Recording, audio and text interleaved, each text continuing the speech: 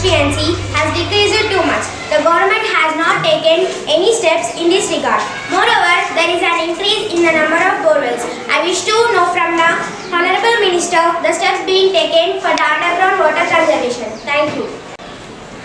Honorable Speaker, the government is aware of the situation